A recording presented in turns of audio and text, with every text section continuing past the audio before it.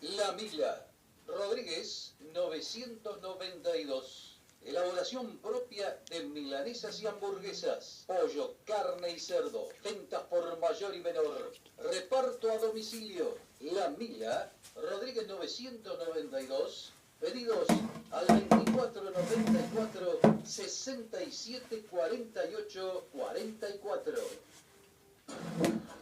Artículo 14. Todos los habitantes de la nación gozan de los siguientes derechos conforme a las leyes que reglamentan su ejercicio, a saber, de trabajar y ejercer toda industria lícita, de navegar y comerciar, de peticionar a las autoridades, de entrar, permanecer, transitar y salir del territorio argentino, de publicar sus ideas por la prensa sin censura previa, de usar y disponer de su propiedad, de asociarse con fines útiles, de profesar libremente su culto, de enseñar y aprender.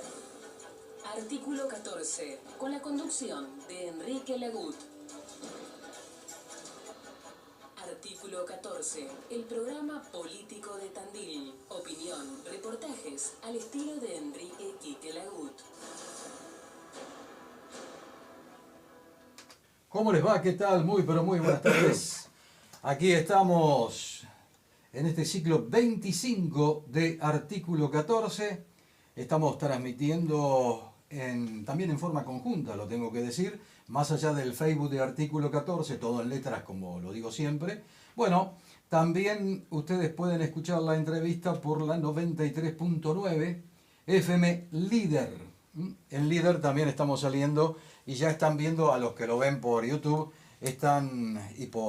por Facebook. También en YouTube está después toda la entrevista completa y en las otras, en Instagram, en todas las redes sociales. Lo están viendo, Juan Manuel Carri es el titular de la bancaria aquí en la ciudad de Tandil y lo recibimos en este ciclo 25. Juan Manuel, gracias por estar. ¿Cómo te va? No, bueno, aclaro que no es solamente Tandil, sino en la zona, porque después en Rauch, en Ayacucho, en Juárez, de la Garma Chávez se enojan porque es cierto. Las seccionales Tandil. Las seccionales Tandil. Bien aclarado. Porque se me enojan. Me dicen, no, cuando vos hablas de Tandil, che, no, los de Chávez, que son los que más lejos tengo, dice, o los de la Garma, hay que ver, porque, che, no te olvides, no, es cierto, eso es seccional Tandil y la zona. Yo siempre lo aclaro para que no se enojen los chicos, porque después yo esto se los paso y dice, vos siempre Tandil. Bueno, la sección. No, está bien. Tandil y la zona. Tandil y toda la zona de competencia a esta seccional. Exactamente, ahí está. Usted lo ha dicho. Bueno, vamos a charlar. Lo titulamos, yo titulé la entrevista de una manera que tiene que ver con las nuevas, y lo puse entre comillas, las nuevas entidades bancarias. Bueno, porque ahora, y quiero que vos lo expliques, y bien cómo es la situación que ven ustedes desde el gremio, hay una serie de plataformas, vamos a decir así, a través de los teléfonos, que vos haces operaciones de compra-venta, haces un pago porque fuiste a la verdulería o como fuiste a comprar un televisor, qué sé yo, cualquier cosa, etcétera, etcétera. Que yo tengo entendido que no están regulados o regidos por el Banco Central. Hay dos tipos. Ahí está. A Hay ver, dos dale, tipos. vamos. Vamos a separar. Primero están las billeteras virtuales, que eso sí están regulados y amparados por el Banco Central, como pueden ser cuenta DNI o BNA, que también tiene Supervil. Todos los bancos tienen una pero lo tienen los bancos eso. Sí, los bancos, y está regulado dentro del sistema financiero. Después tenemos la fintech, Galperín, Mercado Libre, que eso sí no está regulado. Ahí tenés un problema de falta de regularización por intermedio del Banco Central. Algo que todavía no comprendemos cómo aún no se ha regularizado. Porque uno de los pedidos del Fondo Monetario Internacional en este último desembolso, y uno dice, ¿por qué sale con el fondo? No, pero déjenme terminar, por favor. En uno de los pedidos, porque el Fondo Monetario te presta dinero y no solamente te pide que lo pagues a los intereses que ellos te proponen, sino te ponen una receta, unas metas. Te ponen unas metas a cumplir. Bueno, entre una de esas metas era que todo lo que es fintech y demás, en este caso Galperín y todas las empresas asociadas, tengan un marco regulatorio dentro del tema del Banco Central porque es una competencia desleal. Palazzo lo titula esto la uberización del sistema financiero. Entonces, ¿cuál es el tema? ¿Quién se lo pide? Se lo piden los bancos de la banca privada extranjera, que son los bancos mayoritarios, que piden sinceramente ante el Fondo Monetario y en verdad ante la representación de las entidades financieras argentinas, que encuentre un marco regulatorio porque si no es una competencia completamente desleal. Bueno, hasta ahora eso quedó en un pedido nomás porque todavía no hay regulación alguna. También tengamos entendido que uno de los empresarios estrellas de este gobierno es Galperín, entonces en cierta forma ahí se cruzan algunos intereses. Veamos cómo esto se va a dar. Yo creo que no lo van a regular. Ahora que, y a vos que sos un entendido en la materia, ¿no? Viéndolo de afuera, digo, estaba pensándolo, Mamita, le digo, si la banca extranjera está solicitando, con el poder que tiene la banca extranjera para hacerlo, y no, eso está cajoneado, vamos a decir de alguna manera. Sí, hacen caso omiso. O hacen caso omiso, opa, qué poder, ¿no? Yo creo, mira, hay algo de este gobierno que yo me saco el sombrero ante este gobierno. Difiero en todo menos en una sola cosa, cómo ejerce el poder. Como tienen una receta y la llevan adelante. Y yo creo que parte de esa receta es que algunas peticiones... A ver, por otro lado, la banca en el Banco Central, esto es compensatorio. ¿Por qué lo digo? Nuevas normativas del Banco Central lo están poniendo en igualdad de condiciones a todos los bancos. Y en verdad eso es una forma un poco desleal también de poner, por ejemplo, hay bancos, no voy a hacer chivo a los bancos, pero hay bancos minoritarios que se dedican a un segmento de jubilados, sí, claro. que son bancos que dependen de jubilados y tenés después bancos corporativos muchísimo más grandes. Y vos ponerlos a todos en igualdad de condiciones, pidiéndoles a todos lo mismo, es una cuestión desleal. Bueno, los bancos también, estos bancos que están pidiendo que se regule la fintech, también son bancos que el Banco Central en cierta forma lo está beneficiando. Entonces, ¿cuál es el tema? Está un poco compensado también. Lo que sí creo que las fintech deberían ser reguladas. Yo creo que tendrían que ser reguladas. Como un montón de cuestiones que acá pasan, Quique, y vos que tenés mucha experiencia en el medio lo sabés, que siempre que charlamos lo mismo, la ley de entidades financieras, que el último que la trastocó fue Martínez Dios, y han pasado todos estos años de democracia, hemos gobernado distintos partidos políticos, y sin embargo nadie le pone el cascabel al gato. Entonces meterse sí, por ahí... yo siempre digo, ¿no supieron o no quisieron? No quisieron. Claro, lógico, ¿no? Porque la democracia lo podía haber cambiado. Sí, yo creo que un gobierno que quiera hacer una transformación tan profunda y toque intereses del poder concentrado económico de la Argentina, yo creo que, perdón la expresión, como decía mi abuela, puede durar lo que dura un gas en una canasta. Yo creo que es meterse realmente con algo que en años de democracia te puede gustar más un presidente, te puede gustar menos un presidente, pero es como que la ley de entidades financieras del año 77, Martínez Dios la dejó encolumnada hacia un lugar... Fue la política, tanto que uno reclama, ¿no? Que en educación falta una política de Estado, en seguridad falta política de Estado, en esto falta política de Estado. Yo creo que fue la política de Estado mejor armada totalmente porque pasaron las generaciones, estamos hablando del 77, Sí. y aquella política de José Alfredo Martínez de Oz y el gobierno militar de aquel momento, sigue vigente. Y han pasado gobiernos de toda la especie. Han pasado distintos tipos de gobierno. Algunos te gustan. Ahora, ¿qué perdemos si viene uno y dice eso? Estos hay que terminarlo.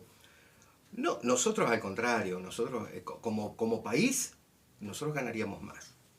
Nosotros ganaríamos más porque la ley de entidades financieras, ya te digo, en esta última reforma que tuvo en el 77 de la mano de Martínez Dios, lo que permite es que haya un montón de fuga de capitales, donde el Estado no controla, pero cuando hablo de empresas, no estoy hablando de las pymes de acá, que son pymes familiares que vienen hace tantos años, estoy hablando del poder concentrado. Del poder concentrado, claro. Pueden fugar capitales, todo está hecho al dedillo para ellos.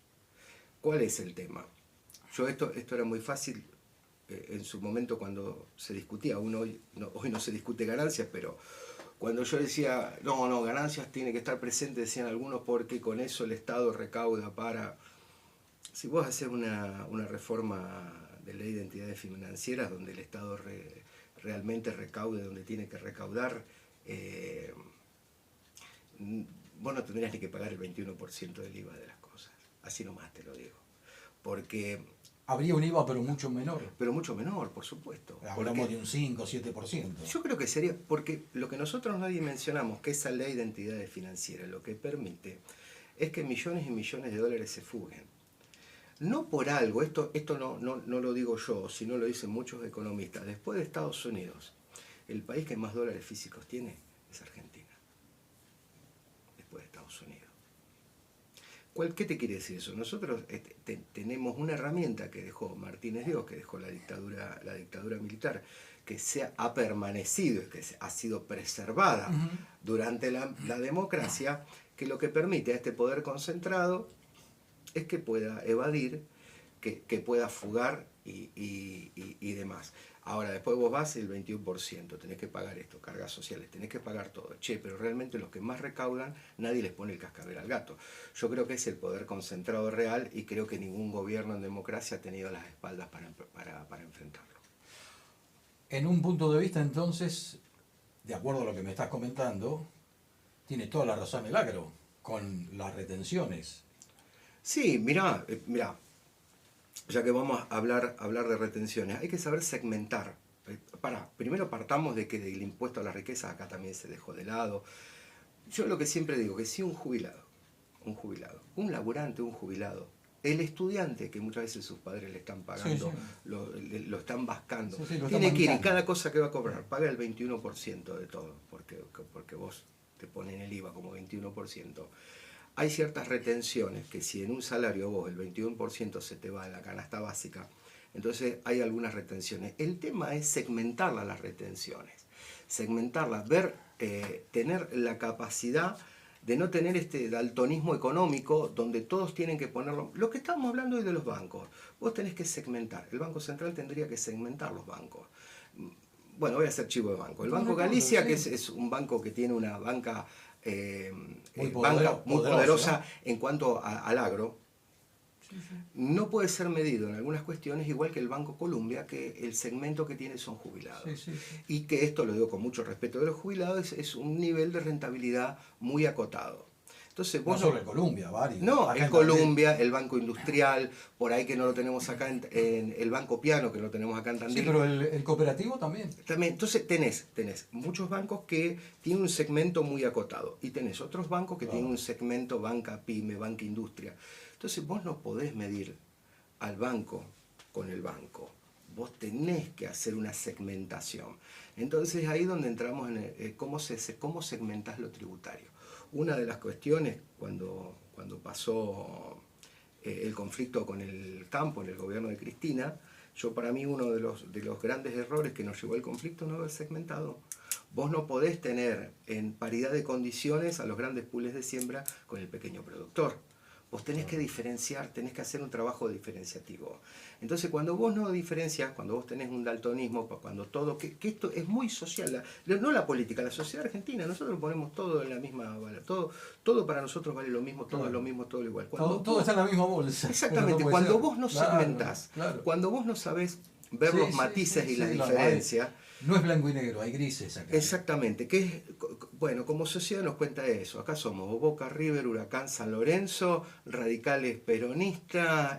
Ford Chevrolet, sí, la historia nuestra es así, ¿viste? Pero hay grises. Hay grises. Y hay gente que está con esos grises. Pero olvídate que se siente representada. Sí, pero también están desplazados, porque cuando vos tenés todas estas cuestiones de que si no es este, es aquello, también hay un montón de gente que puede ser como los bancos, que si entran en una ley que es general, complican la historia para esos bancos, mientras los otros siguen teniendo las mismas ganancias. Es así, ¿no? Es como criar hijos. Uno tiene hijos y vos sabés que algún hijo tiene algún problema. Bueno, en tenemos que... Este tiene un problema de salud, Dios quiera que a nadie le pase tener... Pero che, yo en este Sí, tengo un que cuidado, gastar claro. un cuidado, tengo que tener un Sí, cuidado sí. especial. Ah, pero entonces vos a ese hijo lo amás más. ¿Qué pasa?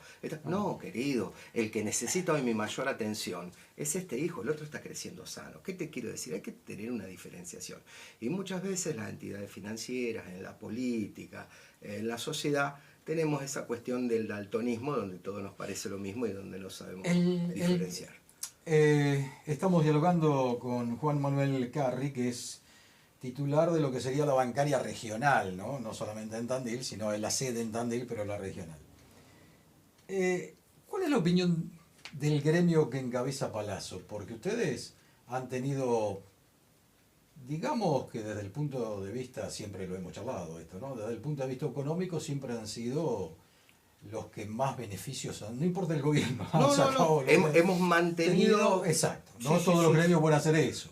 El poder adquisitivo Ahora ha sido bastante estable. Sí, sí, sí. Ahora, dejando de lado eso, estos planteamientos, ¿se lo hace a la política económica de cualquiera de estos gobiernos? Decir, muchacho, esto tiene que ser así, tiene que ser de otra manera. Sí, mira, Palazzo cuando todavía no era diputado recorría distintos lugares de diputados proponiendo que tenía que derogarse el impuesto a las ganancias. Que dicho sea de paso, el primer diputado que en su momento, mucho antes que sea ministro de Economía, que le dio injerencia fue Massa.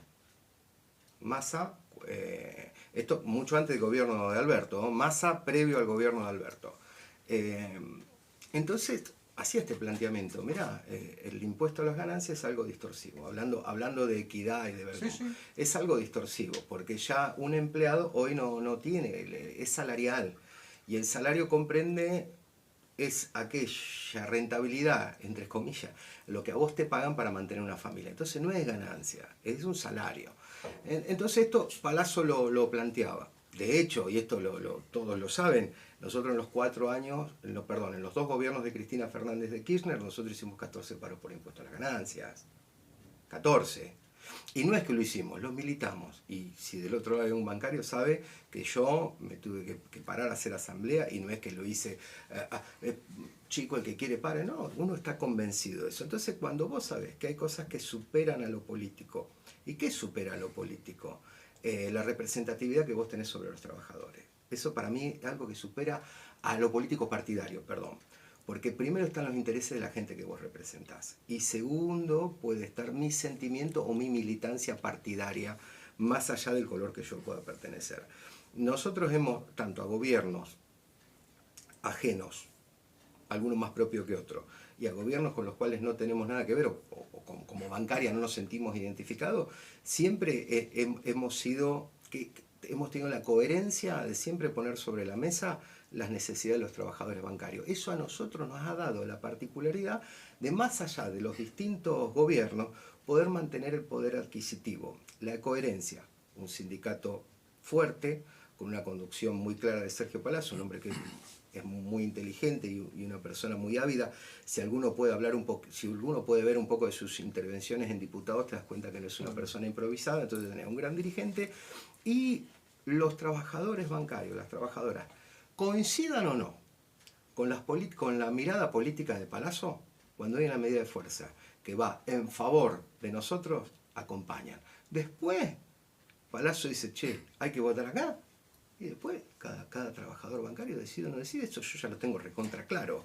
Pero cuando hay una agenda que toca el bolsillo al trabajador bancario, ahí todos se encolumnan detrás de Palazzo. Ahora, me sonreía porque la verdad, qué poder tiene la bancaria, porque vos date cuenta, separa a cualquier otro gremio de la República Argentina. Cualquiera, no voy a dar gremio, pero cualquiera.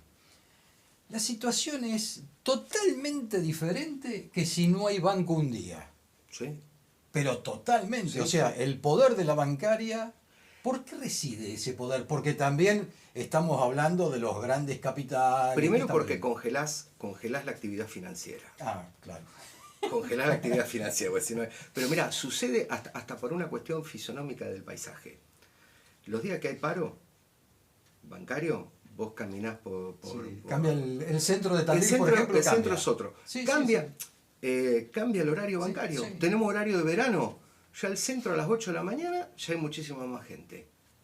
Entonces, ¿qué te quiero decir con esto? Cuando nosotros hacemos una medida de fuerza, nosotros lo que paralizamos o en cierta forma quizás minimizamos, porque hoy se pueden hacer un montón de cuestiones sin tener que acudir al banco, lo que nosotros terminamos... Sí, bueno, pero necesitas también el home banking. Sí, sí, que sí, también sí. se para. El home banking funciona, te garantiza que funciona. Hay operaciones que no las puedes hacer. Ah, claro, bueno. Entonces, ¿qué te quiero decir? Y nosotros, y esto lo digo caracterizando un poco la actividad nuestra, nosotros no producimos, pero generamos ganancias. Como decir, che, Carri, porque muchas veces el trabajador, la trabajadora bancaria, yo me acuerdo de una discusión de mi viejo, que era radical, que era bancario de provincia, cuando una vez discutía con alguien que decía, no, Carri, pero nosotros no somos obreros, no somos un movimiento obrero. Le decía un compañero que hoy está blanco en cana, que todavía está trabajando conmigo en el banco, no lo voy a quemar, no lo voy a quemar. Pero tenía una discusión con mi viejo, y mi viejo le decía, pero ¿cómo no? Nosotros somos obreros de la finanza. Entonces mi viejo le decía lo siguiente. Ah, está bien, obreros de la claro, finanza. obreros de la finanza. Entonces mi viejo, medio enojado, porque era un asado de por medio, ¿viste? Cuando te tomás un tinto de más, que ya las discusiones son otra, levantan el nivel, sí, sí, viejo le decía, levantan el nivel de voz.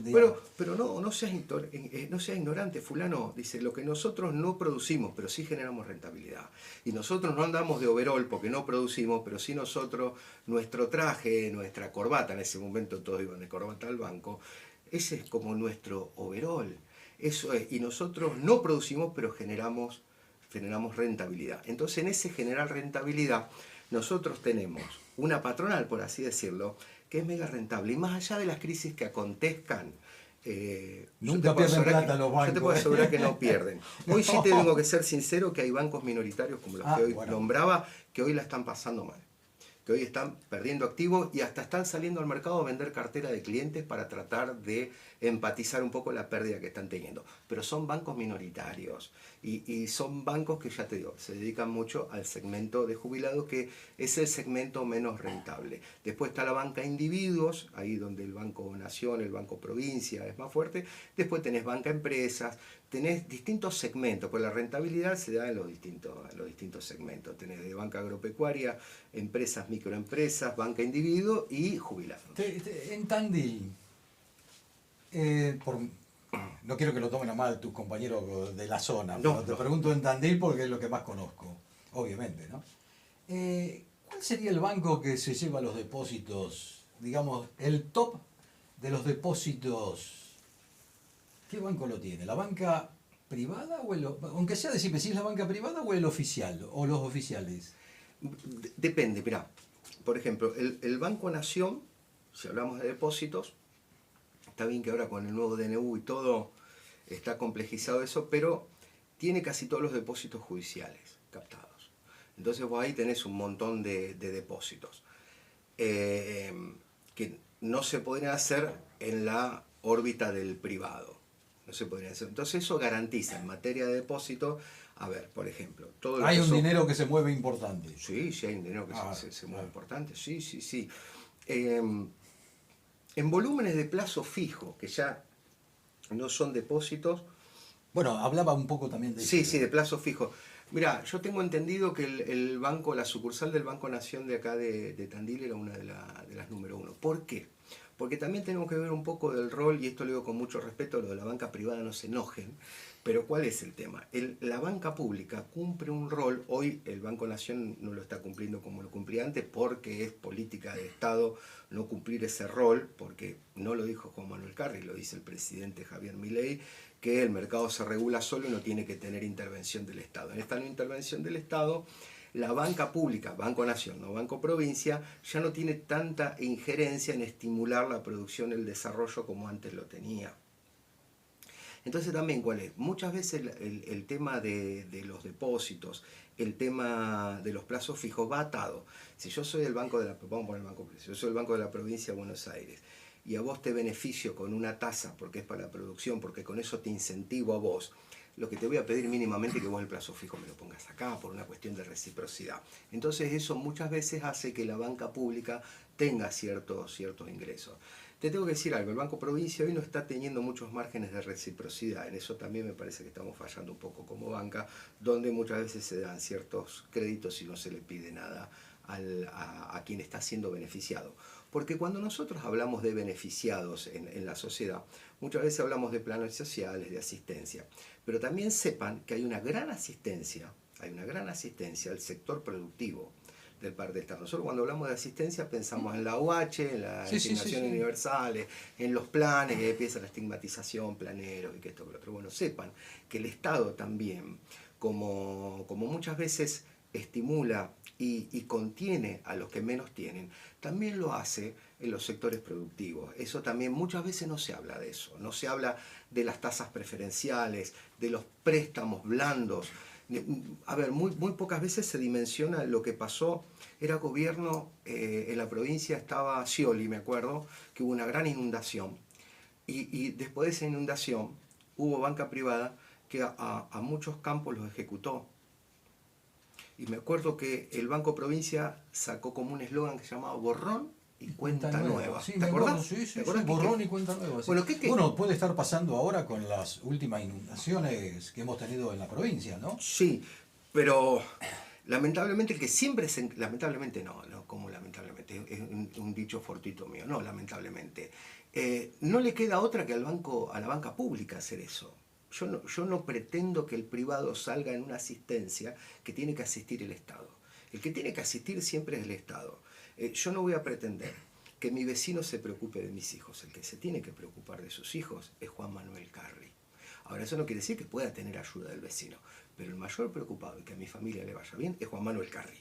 Punto. Entonces, la banca pública tiene esa mirada contemplativa, o por lo menos el Banco Nación lo tenía, esa mirada contemplativa. Porque eso después repercute cuando vos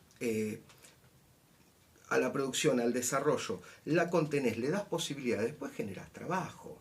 Entonces empieza a funcionar una rueda que es... Un círculo productivo. Exactamente, claro, el círculo productivo. Pero bueno, esa es la disputa. Volviendo un poco al tema, la fintech, como hablábamos hoy, lo no regularizado, está muy lejano de eso. Y después también te digo una cosa, ¿tenés un problema con un depósito en Mercado Libre?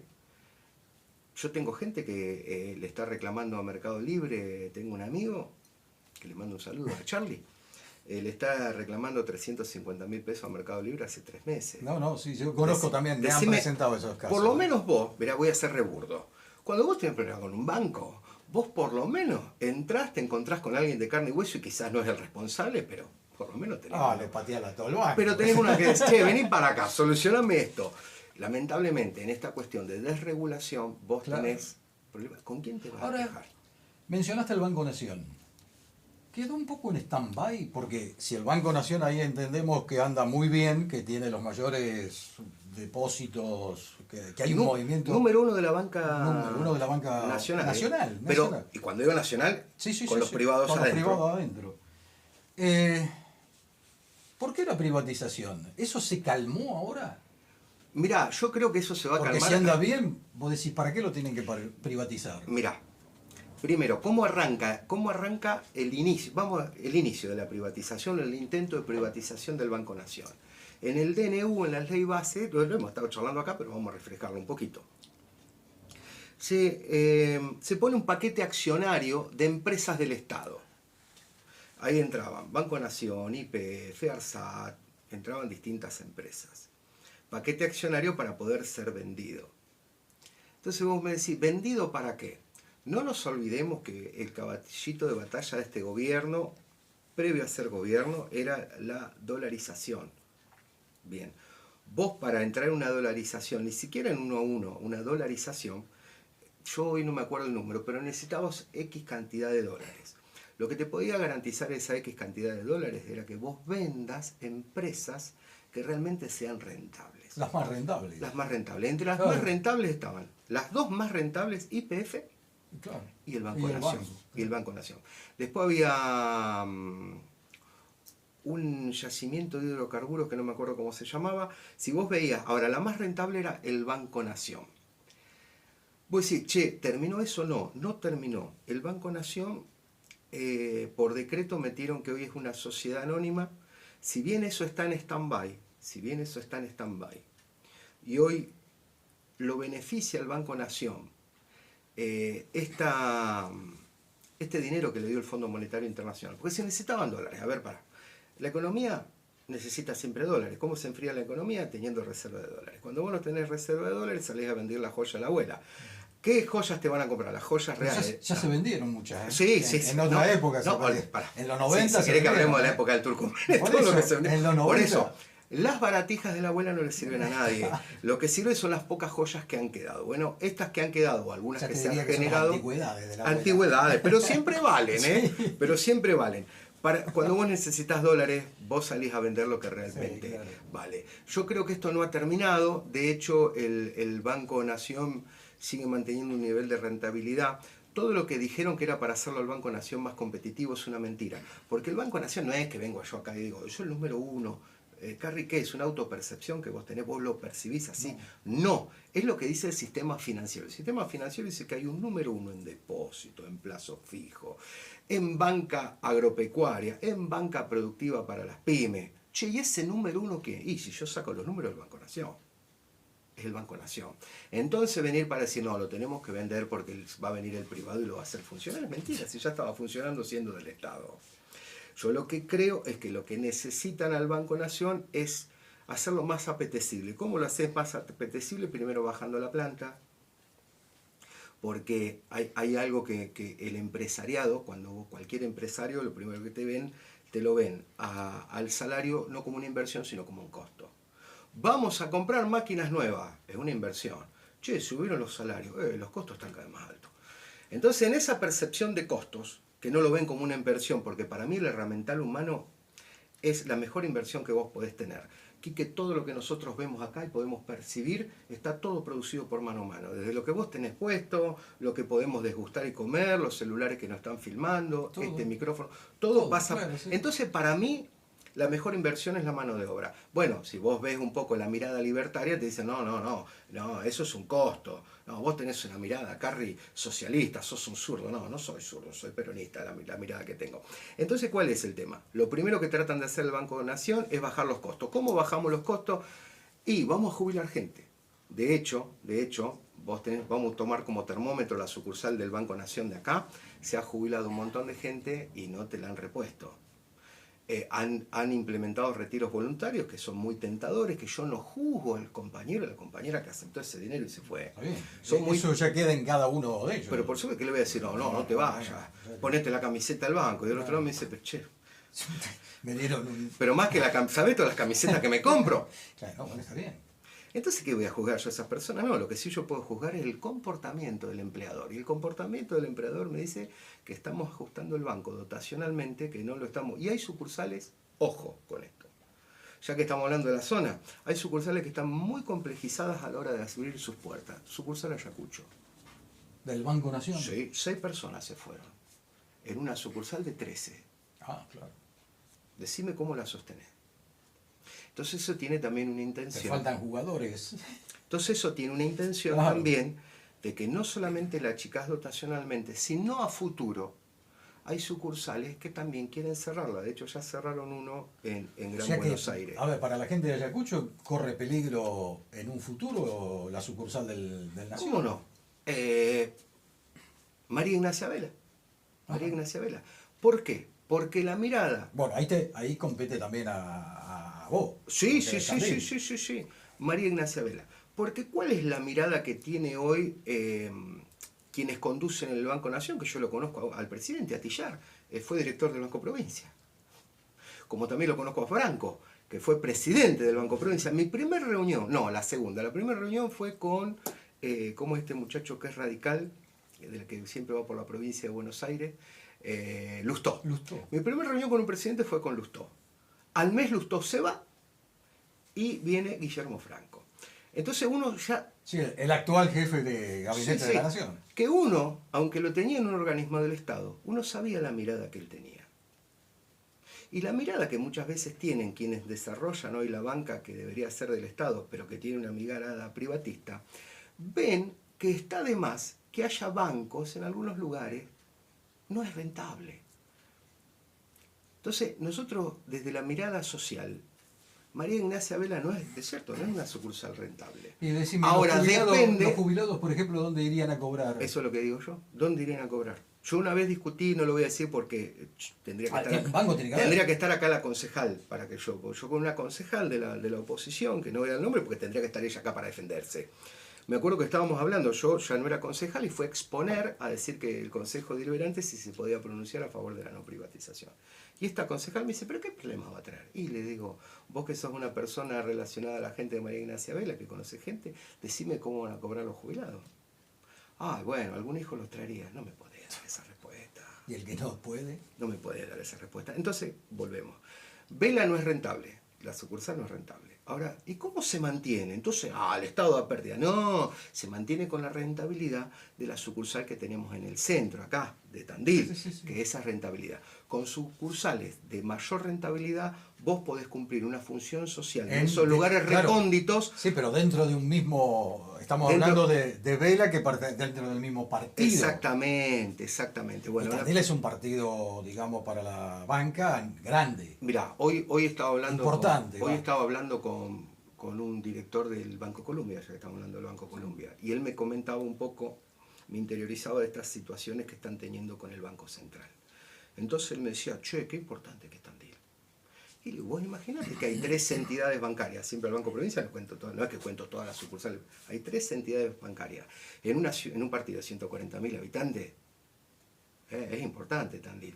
Y me dice, bueno, te preocupes que nosotros sabemos que quédate tranquilo porque el Colombia, que en algunos lugares se fue, que le fue mal, me contaba al lado de La Rioja, en La Rioja invirtieron que esto y lo otro y tuvieron que cerrar las sucursales porque no le fue bien, me dice, vos despreocupate porque Tandil es una plaza importantísima. Apetecible. Sí, es apetecible. Acá hay dinero. Tandil es una ciudad pujante y es una de las ciudades que crece demográficamente más grande y hay mucha gente que se está viniendo acá a Tandil buscando oportunidades y gente que también busca tranquilidad. Bueno, yo conozco gente de Tandil, nacida en Tandil, que hizo la escuela, por ejemplo, primario, secundario, que se fue después por la vida buscando otros rumbos, no solamente en el país, fuera del país, y es gente que está regresando. Y hoy tenés otra cuestión, ya que estábamos hablando de la tecnología, de la fintech, todo. Hoy muchas cosas se resuelven sin tener que estar físicamente. Claro.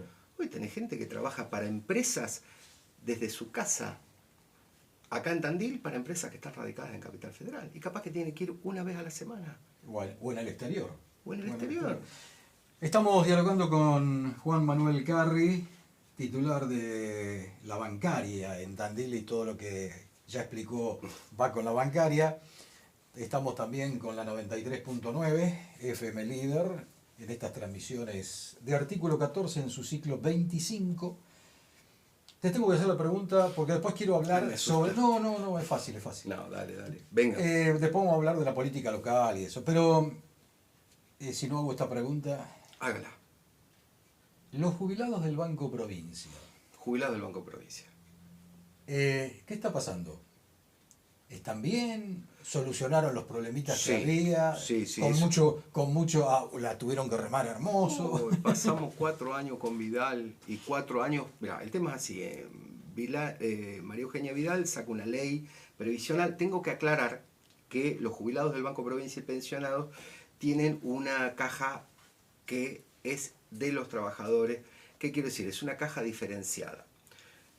Vidal la estigmatizó, Ritondo también lo hizo, Ritondo estigmatizando, yo no lo puedo creer, pero estigmatizó diciendo que eran jubilaciones de privilegio. Lo tiró en todos los medios así. ¿Son jubilados de privilegio? No son jubilados de privilegio, es un sistema previsional autártico que no hay en la provincia de Buenos Aires trabajadores que aporten lo que aportaron esos jubilados. Entonces, sus jubilaciones son proporcionales a los grandes aportes que tuvieron.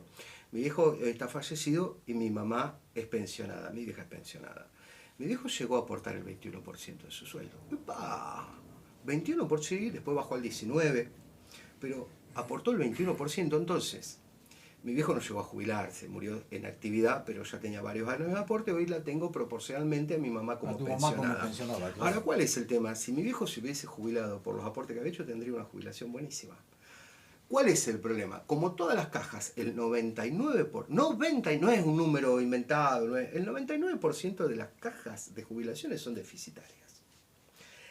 ¿Qué dice la ley nacional y provincial? Que cuando una caja de jubilaciones es deficitaria, ¿quién se hace cargo? ¿El empleador? No, se tiene que hacer cargo el Estado.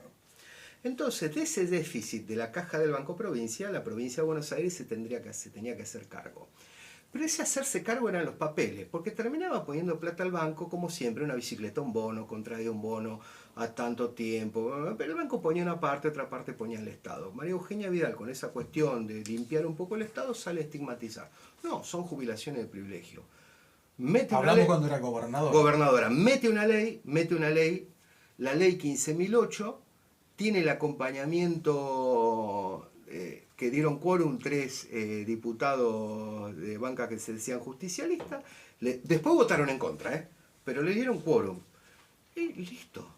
El primer año de Vidal salió esta ley. Esta ley, ¿qué produjo? Primero, que el Banco Provincia se tenga que hacer cargo 100% del déficit.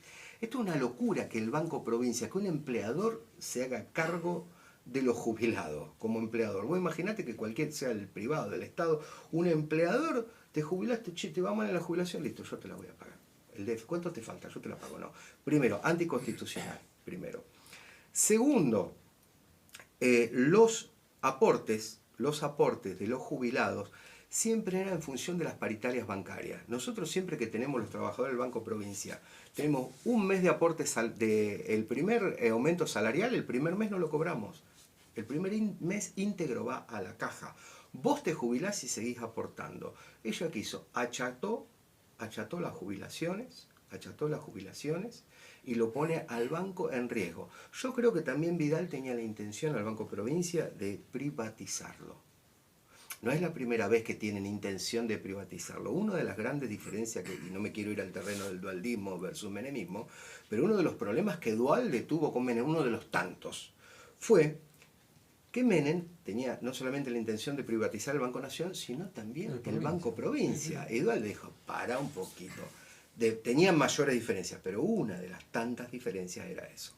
Entonces a nosotros nos dejó en debilidad de condiciones. Pasaron los 4 años de Vidal, teníamos la ley 15.008, el Banco Provincia poniendo cada vez más aportes, los jubilados que habían aportado por sumas siderales tenían achatada la jubilación. Vinieron el primer gobierno de Axel Kicillof, se presenta un proyecto para derogar esa ley. Nunca logramos, estuvimos siempre a un voto de conseguir el quórum, no lo logramos.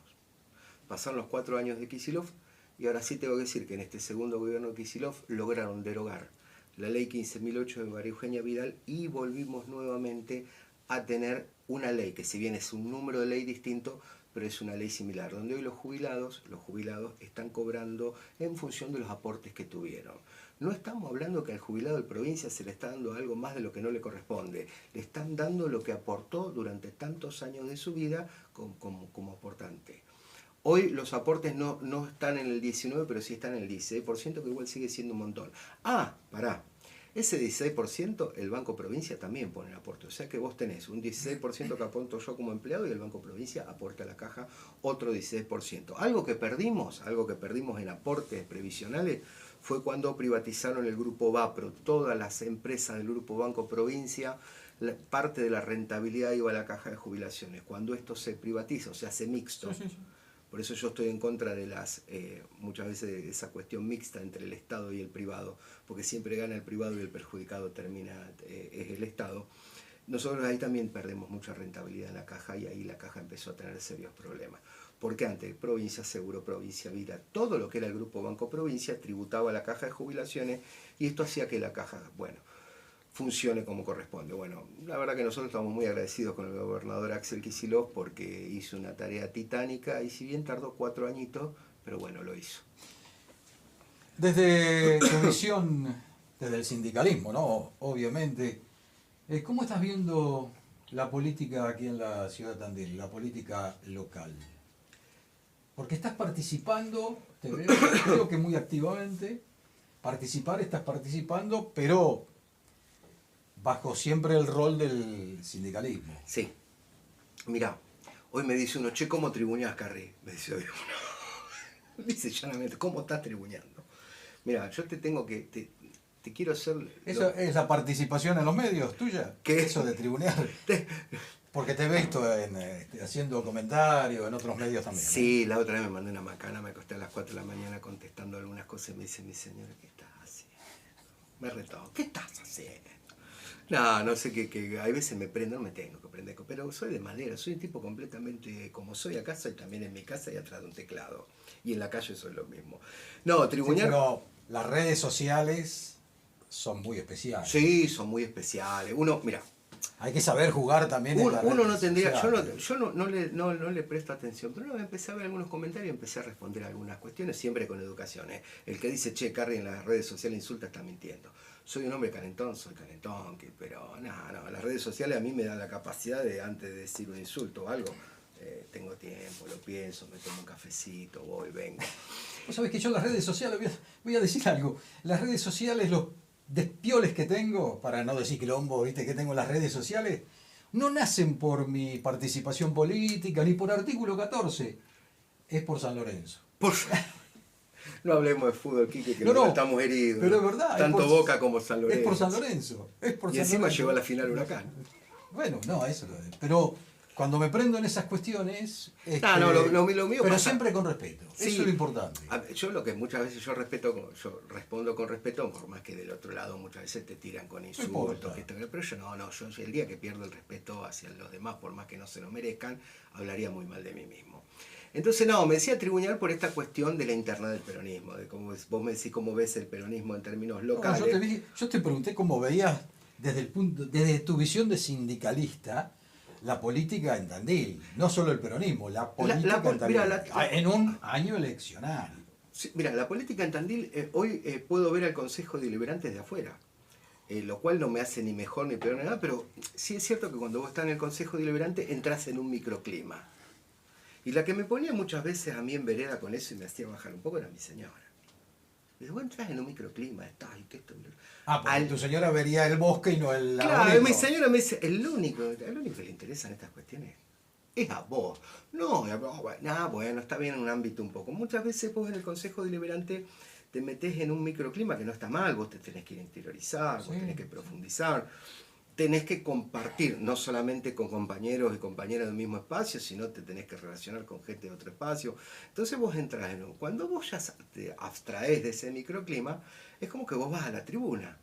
No es lo mismo estar jugando en la cancha que cuando te dicen, che, vení, pasá y sentate y mirá de allá arriba. Entonces vos de allá arriba tenés otra visión. Claro. No es ni mejor ni peor, tenés otra visión.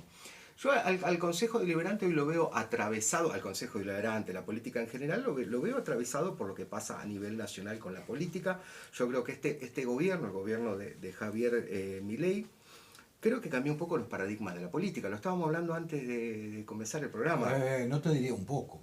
Sí, un poco bastante. Cambió. Cambió. El paradigma de la política, sí, cambió, política cambió. Esa política un poco más estructurada, ¿no? Vos tenés un presidente que insulta a las redes. O sea, ya es una característica un poco, hablando de insultar, de la poca tolerancia, que insultan en las redes, que en cierta forma muchas veces con los propios de su espacio, ahora todo el mundo está hablando, yo no lo vi al video, no tengo ganas de perder tiempo en eso, que dice que no la saludó a su vicepresidenta. Entonces... No saludó el 25 de mayo ni al jefe de gobierno de Buenos Aires. Sí, me dice que alguien quedó con la mano extendida. El jefe de gobierno de Buenos Aires. No me voy a hacer, no lo vi. No lo vi. Y a la vicepresidenta... Sí, dice que la metió en un freezer. Sí, pasó y no. Después dio una explicación en redes. Ahora, claro, vos sabés que yo me pregunto permanentemente, ¿no? Después de tantos años que se te rompen los moldes. Se rompen los moldes. ¿Sabés con quién tengo que hablar yo? No sé. Para entender los moldes, con mis nietos. ¿Ah? Sí, todos votan. Entonces, por esto, por aquello, me dan pautas o referencias que es indudable que nosotros no teníamos, y menos mi generación. Sí. En mi generación un presidente que diga ciertas cosas como dice Milei, mi vieja, si yo decía eso, venía el viejo y querido sopapo por boca sucia. O como te decía tu mamá, vos no sos maleducado, sos un mal aprendido. Sí, por nosotros te educamos bien. Bueno, esta generación ya no. No, pero no solamente en sus dichos verbales, en su postura. A ver, un hombre que hace declaraciones, es el primer presidente, por eso te digo, rompe los moldes, está re bien esa palabra, rompe los moldes. Para mí, para mal los rompe. Bueno, Decir, después vos opinás. soy un topo para destruir el Estado, soy un topo dentro del Estado para destruirlo. Sí, pero sos el presidente, como yo diga, Quique, yo soy el secretario general de Bancaria y la Zona para destruir el sindicato. Pero en serio, hay algunas cuestiones... Sí, bueno, a veces hay que tener en cuenta muchas cosas. Del dicho al hecho hay un trecho. No, y vos por ahí hay un viejo sistema que dice, o que uno actúa, tratando de decir algo acá para que se hable de eso, para ocultarlo de allá. sí, muchas... A ver, como... Bueno, la verdad, pero bueno, son moldes que no los teníamos conocidos, la verdad. El tipo rompe los moldes. Está malo bien, cada uno hace la Rompe los conversión. moldes de la porque- política. Entonces, yo creo que la política se está reconfigurando a Y nivel claro, nacional. por supuesto. Y lo local no escapa de eso. Lo local no escapa de esa reconfiguración. Vos Ahora, fíjate que un intendente como Lungui, con la edad que tiene, queda fuera del sistema. Yo esto lo digo con mucho respeto. Yo creo que ya cuando yo era primer candidato a concejal en el 2019, hablábamos de alternancia. Porque parece que lo único que tenemos varones agarrados de su sillón somos los peronistas. No, los varones del conurbano. Che, Tandil cumplió 200 años y el 10% de la historia de Tandil fue gobernado por el doctor Lungui. Y esto lo digo con mucho respeto, pues, a ver, entonces también hay una cuestión, hablando de nuevos paradigmas, de romper moldes. Yo lo que sí veo hace ya unos años, que los intendentes también han cambiado un paradigma. Lungui es un buen administrador. Yo tengo que reconocer que es un buen administrador. Ahora, con eso no alcanza. Hoy los intendentes tienen que gestionar. Y esa gestión va tomada de la mano de la generación de empleo. Vos fíjate que si ves un poco la zona, yo esto lo estudié durante la campaña de candidato a concejal, empecé a ver cómo crecían los parques industriales. Entonces te encontrás con Olavarría, Sí, claro. que creció Sí, muchísimo. sí. Entonces cuando yo comparo, crecieron todos. Ahora, de todos los que crecieron, Tandil es el que menos creció. Y mucho del crecimiento de Tandil son empresas que se reconfiguraron, que estaban en un lugar y fueron al parque industrial. No es que vinieron empresas de afuera. Entonces yo lo que veo, y esto por favor, esto no se lo achaco a quien preside el parque industrial, a quienes lo llevan adelante al parque industrial. Esto reside en la mirada política del intendente. ¿Vos a qué apostás? Y, no, yo aposto a una ciudad hermosa, tengo una ciudad hermosa, porque es Tandil hermoso, y bueno, el turismo, el servicio. Entonces apostamos mucho al servicio y dejamos un poco de lado, bastante de lado, lo que es la producción. El campo es producción, pero el campo. Pero no hicimos un trabajo en estimular la producción como tal. Y eso es gestionar, es generar puestos de empleo genuino. Trabajo siempre va a haber trabajo. Ahora, lo que yo reivindico es el empleo. Y ahí es donde los intendentes tienen que tener la capacidad de poder darle a su ciudad una impronta para generar empleo. Y eso es estimulando los parques industriales y tratando de darle posibilidad para que vengan empresas de afuera y generen trabajo digno. Yo hoy a Lungui no lo veo en ese plan. Y yo no solamente a él, lo veo a él y a su gestión muy desgastados. 20 años. Cambiando las piezas, perdón, que suene feo, pero porque son personas de carne y hueso, con familia y todo, y yo no quiero desmerecerlo ni tampoco quiero hablar mal de ellos. Pero muchas veces somos en un tablero de la política. Vas cambiando roles, claro. El que un día está acá, mañana está allá, mañana está allá. En 20 años hay un desgaste de eso. Más cuando tenés una ciudad que es muy demandante. Tandil es una ciudad muy demandante, porque ese crecimiento que tiene, que hoy hablábamos de las familias que se vienen, y esa ciudad tan hermosa, justo en el centro de la ciudad, todo, hacen que Tandil sea una ciudad muy demandante. Y esto no va porque uno lo juzgue por la edad, va por un proceso de desgaste. 20 años es muchísimo. Juan Manuel Carri, te voy a hacer una última pregunta como para ponerte un poco en un brete, pero me la tenés que contestar en un par de minutos nomás. Dale. Porque ya terminamos. Dale. Finalizamos. No demos vuelta. Va. ¿Vas a estar en la lista de concejales como representante sindical? No creo. No. No creo. No creo. No creo que me hagan el ofrecimiento. ¿No te ofrecieron nada? No, no creo. No creo. No creo. Mirá qué sincero te estoy siendo. Más allá del espacio partidario, muchas veces, primero que quiero decir algo yo no creo, para mí no creo que me hagan el ofrecimiento. Pero sí tenemos que decir que hoy tenemos un concejal por los trabajadores que es Pedrito Fernández del sindicato molinero. Justo estuve tomando unos mates con él. Que está haciendo un reemplazo. Él está haciendo un reemplazo que terminará siendo definitivo. Ah, bueno.